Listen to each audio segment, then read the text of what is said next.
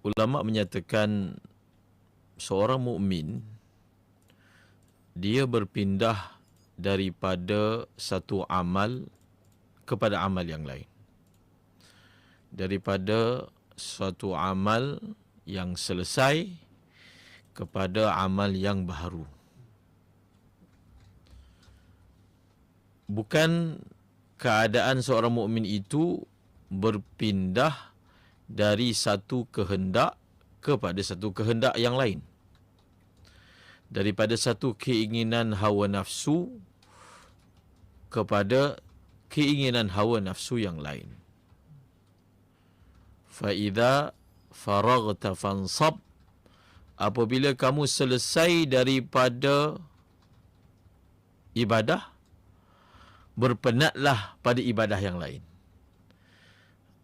Dengan bahasa yang lebih mudah, apa yang saya ingin sampaikan, bahawasanya kita tidak pernah ada erti selesai daripada amalan. Mungkin apabila kita selesai daripada menjalani ibadah puasa 30 hari, tarawih 30 hari, kita menarik nafas kelegaan. Masuk Syawal ni dia rasa lega. Lega macam mana tu? Sepatutnya seorang mukmin dia tidak pernah merasa puas atas sebarang kebaikan. Kita selesai daripada ibadah puasa, masuk ke dalam bulan Syawal bukan maknanya tidak ada ibadah, amal yang kita lakukan. Bahkan kita masuk pula kepada amal yang lain. Selesai bulan Syawal, masuk bulan Zulqa'dah, masuk kepada amalan yang lain. Masuk Zulhijjah, begitulah keadaan seorang mukmin daripada satu amal kepada satu amal yang lain, dan kesudahan ataupun waktu untuk dia beristirahat adalah apabila menjelang kematian. Ini perkara yang perlu kita jelas dalam kehidupan kita. Selesai amalan siang, kita berpindah kepada amalan malam. Selesai daripada satu salat, kita pergi kepada salat yang lain. Selesai daripada baca Al-Quran, kita pergi kepada zikir. Selesai daripada zikir, kita pergi kepada istighfar. Selesai istighfar, kita pergi kepada selawat. Daripada satu amal kepada amal yang lain. Maka di dalam bulan Syawal, walaupun bulan Syawal itu selalu dikaitkan dengan kegembiraan, keseronokan, tetapi bukanlah bermakna ia sunyi daripada amalan. Saat kita mengunjungi sanak saudara itu perlu direfreshkan niat kita. Supaya ziarah dan kunjungan kita itu lebih bermakna dan berpahala. Lebih bermakna dan berpahala. Paling asas, apabila kita menziarahi sanak saudara, kita niatkan untuk mengamalkan perintah Allah dan perintah Rasulullah untuk menyambung silaturahim.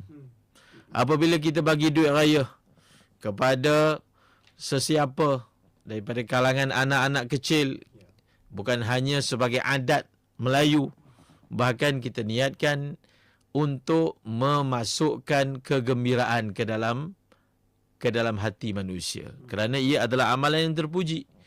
Kita niatkan ia sebagai hadiah, kita niatkan sebagai suatu bentuk sedekah yang akan kembali kebaikannya kepada kita. Apabila kita menghidang makanan kepada tetamu,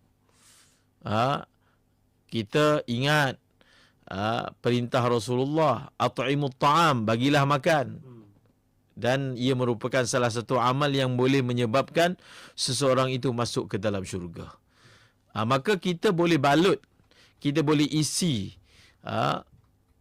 amalan beraya kita itu bukan hanya semata-mata adat, tetapi dengan balutan, dengan nafas agama, dengan roh agama.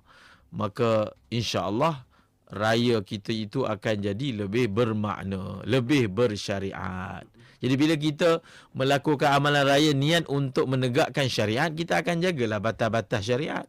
Contohnya, yang boleh kita salam, kita salam. Yang tak boleh kita salam, kita jangan sentuh. Contohnya. Cukup ucap. Pergaulan itu juga harus dijaga batas-batasnya.